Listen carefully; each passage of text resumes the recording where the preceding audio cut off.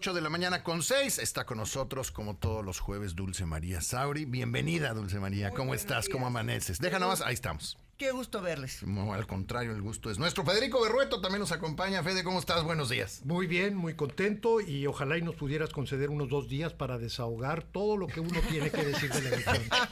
¿Sobre el calentamiento global o en general de cosas? El calentamiento político. Sí, exacto, o sea, del calentamiento político, ¿no? Y también muchos corales muertos. O blanqueados, ¿no? Muchos bien blanqueados y muertos, y otros bien dañados. Oigan, precisamente hablando de ese tema, los números hasta ahora, bueno, se está confirmando todo, pero hay algo que me está llamando la atención desde hace un par de días y son estas teorías complotistas que estoy viendo aparecer por todas partes, donde casi hemos estado revisando. Ayer desmentíamos una cadena de WhatsApp. Ah, sí.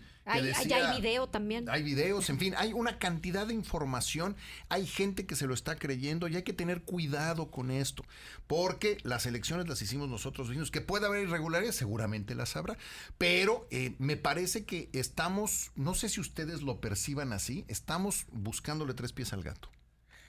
Estamos buscando una explicación a lo que fue sorpresivo y que para un sector de la población no suficiente para ganar la elección, pero importante, es una verdadera y amarga sorpresa. O sea, entonces, en un ambiente de este tipo, menudea toda clase de teorías. Y coincido, hay que ser sumamente cautelosos con lo que estamos validando. Y en el caso de las redes, reenviando. Hay toda clase de excesos en este momento. Pero eso no nos va a ayudar, primero, a tratar de entender lo sucedido, pero lo más importante, a proyectar lo que tenemos que hacer. Lo que viene, claro, totalmente. Bueno, definitivamente, ante la sorpresa y sobre todo ante la frustración, ante el dolor, porque se padece, se sufre, y había una expectativa infundada. La realidad es que efectivamente la elección fue un trámite, y fue un trámite a partir de todo lo que se hizo los años previos, que hay un fraude cantado, pero no es el fraude el día de la jornada. La jornada fue impecable. Y mientras, digamos, quienes están sufriendo, padeciendo, trasladen a esta suerte de complot de lo que ocurrió en la jornada, están perdiendo una enorme energía. Y coincido plenamente con Dulce de que esto impide entender el origen del problema. Y por lo mismo, lo que tiene que hacerse hacia adelante, porque hay una cosa, la política así es, a veces se gana, a veces se pierde. Esta es una derrota verdaderamente dramática porque puede cambiar las reglas del juego. Y para muchos inesperada, ¿no? Y para muchos inesperada, sí, pero de cualquier forma la vida sigue en cualquiera de los escenarios. Y si uno está a favor, digamos, de Morena, pues hay que celebrar, y si cada quien celebra a su modo, unos con humildad, otros con soberbia, pero pues tienen derecho a celebrar porque ganaron, y ganaron rotundamente. Como también quienes perdieron, bueno, pues tienen también el derecho al pataleo, al enojo, a la frustración, pero lo que creo que es totalmente estéril es inventar una explicación, y sobre todo porque en el fondo lleva a convalidar el ataque al INE, que se tiene que defender, es uno de los temas a defender, y por otro lado también a la participación ciudadana, porque la elección la organizaron los ciudadanos. Exacto. Hay un asunto que a mí me preocupa, independientemente de quién haya ganado o cómo haya ganado, es que la oposición se quedó muy corta. ¿Qué necesita hacer? ¿Cómo se reinventa la oposición? ¿Tienen que desaparecer partidos, crear partidos nuevos, juntarse los partidos? O sea, ¿qué se hace? A ver, yo propongo una cosa, Viridiana, que cambiemos el apellido de la oposición. Okay. Hasta el momento a la oposición la hemos apellidado partidista. Ahora necesitamos una oposición ciudadana. ¿Cuál es la forma orgánica de esa oposición ciudadana? Eso es lo que hay que discutir, porque obviamente es una organización política, pero que el componente principal y quizá único sea la ciudadanía. Yo creo que es una de las lecciones más importantes que nos ha dejado esta elección. Mira, haciendo un repaso brevemente y para convalidar lo que dice Dulce, así muy, muy brevemente. El PRI en la luna. O sea, la crisis que trae de reputación, de imagen, se profundiza con los modos de una dirección que además no se va a ir del aparato. Ya lo dijo. No, y además, aunque haya un tema de renovación y todo, porque bueno, se suicidó el PRI precisamente al llevar a los actuales dirigentes. Pasemos a Movimiento Ciudadano. Movimiento Ciudadano lo tienes tú dividido entre el colaboracionismo y una oposición genuina. Pues el colaboracionismo fracasó. En Nuevo León es dramática la derrota. A lo mejor Dante, lo más seguro es que ni siquiera llegue al cargo de senador. Porque hizo malas cuentas. Pensó que Luis Donaldo iba a ganar el Senado y que entonces podía entrar. Pero bueno, lo que quiero decir es que Movimiento Ciudadano tiene mucho potencial. La tesis de la nueva política, aunque nosotros la rechazamos porque Dante Delgado, hablando de nueva política, pues dices, oye, por amor de Dios. No, pero sí. Hay mucha gente, incluso el mismo Maynes. Nosotros tuvimos un invitado también aquí que yo diría que es muy representativo de la nueva política y creo que sí está, o sea, por ahí va. ¿Por no Gerardo digo, Ocampo de la alcaldía de Mérida? ¿O? No, me estoy refiriendo a Gibran, que estuvo aquí con Gibran nosotros. Ramírez. Okay. Sí. ¿Verdad? Pero bueno, o sea, lo que quiero decir es que tiene que haber un reconocimiento cada quien de sus fortalezas, sus debilidades, que sí, que no. Yo le veo potencial al PAN, pero el PAN tiene que asumirse como problema, no como solución. Si ellos creen que son solución, están equivocados. Van a seguir siendo un problema.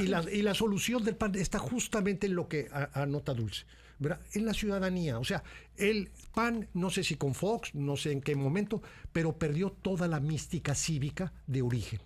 Hasta sus procesos competidos para seleccionar candidatos, etc. O sea, tanto perdió en el camino que ellos tienen que hacer un balance también nuevamente de fortalezas y debilidades. Por ahí se mueve poquito algo, pero insisto, están metidos en un problema. ¿Dónde está el PRD? Pues el PRD yo creo que pierde registro. Donde tienen que es imaginarse, pensar hacia adelante. Y la columna vertebral y lo mejor que hubo en todo este proceso fue la activación ciudadana. Sí. Y la activación ciudadana ahí está. Muchos de ellos indignados y muchos de ellos acogiéndose a la idea del fraude, lamentablemente. Pero esos son los que tienen que pensar ahorita. Tenemos que defender las libertades y la democracia. Y si ya falló el plano electoral, bueno, vienen otros espacios de lucha mucho más complicados, porque esto se procesa en instituciones, pero bueno, es parte del imaginario político y de lo que tendrá que hacerse adelante. Y como todo, no hay una derrota eterna, no hay un triunfo para siempre. A mí hay algo que me llama la atención. Vengo a Yucatán. Veía yo ayer los resultados, ya concentrado en el estado, y veía que Joaquín Díaz Mena Guacho ganó con 433,000 votos. Digo, los números se van a ajustar en los próximos días, pero es mínimo el movimiento. Pero Joaquín Díaz Mena perdió en el 2012 con 430,000. Tenemos más de estaba yo haciendo el cálculo, 130,000 votos más entre el 2012 y el 2018. En el 2012, Guacho Díaz Mena pierde con el 40% de los votos contra 540 y tantos mil votos que tenía Rolando Zapata. Y en esta ocasión gana con lo que perdió en el 2012, con un padrón más grande. ¿Significa eso que hubo gente en Yucatán entonces mucha que no salió a votar, no? Pues esa es la explicación. Es la única que puede haber. Y no dejarnos ir por el espejismo de la participación, por ejemplo, en la propia ciudad de Mérida. Uh-huh. Y pensar también, sin abonar de manera alguna a esta teoría de la conspiración, sí, no, pero sí una realidad política que implicó un proceso de compra de credenciales de grupos importantes en los municipios del interior del estado que se sabía que de acudir a las urnas podían votar por la opción que representaba Renan Barrera. ¿De qué magnitud? Pues yo creo que una aproximación nos las dan las cifras efectivamente de 2018, porque la tasa de participación del estado pues francamente no llenó las expectativas. Habíamos tenido 74% en 2018. Se percibía un fervor para ir a votar. Y de pronto no alcanzamos la tasa de 2018 y vienen estas cifras finales en la elección de gobernador. Uh-huh. Entonces, es un dato. Yo no me voy a a detener, a pensar, esa es la causa de la derrota, no. Sí, desde luego. ¿Verdad? Pero sí necesitamos consignarlo, porque el proceso de compra de credenciales, no para usarlas en las urnas, sino para que no esas votar. Personas no fueran a votar, fue una verdadera realidad. Y ustedes a lo largo de este tiempo pueden ir juntando evidencias, evidencias que no son evidencias que se puedan presentar en un tribunal, ¿verdad? Pero que sí son evidencias sociales de un proceso que por múltiples razones fue exitoso para la parte ganadora. Desde luego. Federico. Bueno, aquí en este programa yo definí posición por un tema de honestidad, o sea, que la gente sepa de qué pienso y que de qué lado estoy. Y yo decía en aquel entonces que la política tiene que ver fundamentalmente con dilemas, que el dilema en la elección nacional era para mí democracia o autoritarismo. Yo no era ni de PRI, ni de Xochitl, ni de PAN, ni de... lo planteaba más que todo en función de una causa. Creo que la causa ahora es más vigente que siempre. Es decir, la defensa de la democracia. Ya no va a ser en elecciones, pero esto subsiste. Ahora, aquí localmente también lo dije, y lo dije que el tema fundamentalmente se asociaba al asunto de la seguridad-inseguridad. Sigue siendo este tema fundamental, y yo aquí, ¿cómo lo procesaría?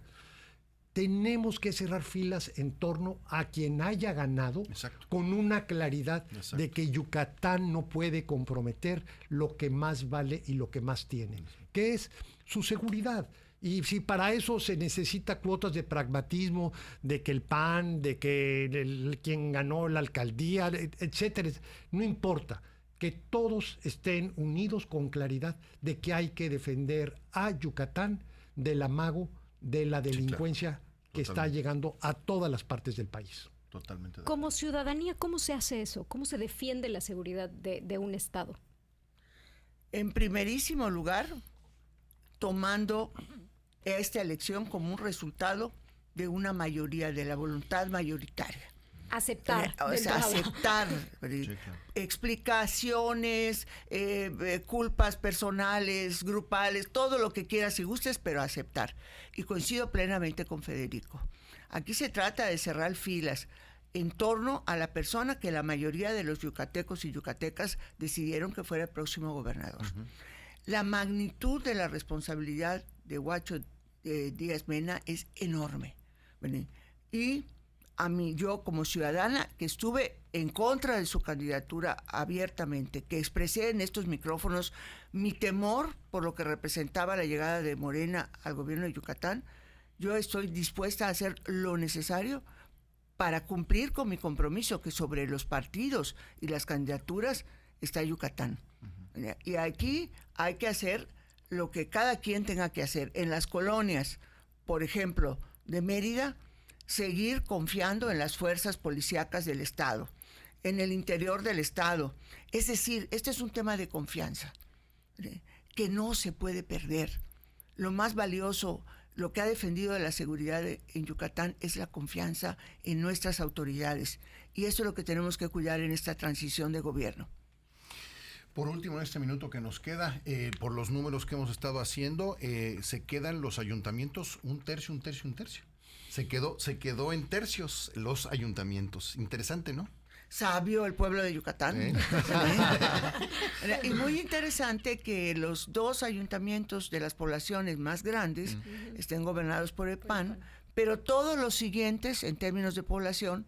En términos de población, sí. Sí, porque esto es importante. Es un tercio, no significa que sea el mismo número de habitantes. Están las cabeceras municipales gobernadas por Morena, excepto Izamal.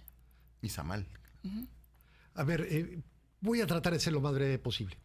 Pero el gran error estratégico, y lo puedo decir porque lo dije también aquí con ustedes, era que la oposición debía partir de lo municipal a lo estatal y a lo nacional. Que si se proyectaba la contienda desde lo nacional, ¿verdad?, se estaba trabajando en el terreno del adversario. Si se iba a lo municipal, la situación era más dispersa, más competida. Vean los datos. Le fue muy mal a la oposición, pero en los municipios no. Lo que sucedió aquí en Yucatán se reproduce en muchísimas partes del país. Y bueno, los hechos ahí están, pero también hay una cosa, que la política nuevamente, y sobre todo la opositora, tiene que tener como referencia lo local, Totalmente. no lo nacional. Y ya con esto nos vamos. Me llama mucho la atención que Bayardo Ojeda, bueno, demandó a Guacho, Morena lo trató de sacar, se dijo adiós, yo no tengo nada que ver, y ganó. Es decir, la marca gana. No importaba quién estuviera ahí, de todo, aunque se estuviera peleando con los mismos morenistas, de todos modos ganó. Es algo inexplicable, pero cierto. Absolutamente, o sea, la marca está en su cota máxima de prestigio. Sí, qué cosa, Sí. Pero bueno. Federico, como siempre, muchísimas gracias. Gracias. Dulce María, como siempre, muchísimas gracias. Gracias a ustedes. Y hay que leerte. Te leemos todos los miércoles, ¿no? Así es. Sí. Y bueno, ya después platicaremos de un artículo que leí hoy en la mañana donde le hablas al presidente del PRI precisamente. Hay que buscar ese artículo. Bueno, nos tenemos que ir a un corte, 8 de la mañana con 22 minutos, 8 con 22. Siga a Federico Berrueto, le pone @Berrueto. Y desde luego siga a Dulce María Sauri, le pone @Dulce Sauri. Así es como la puede encontrar.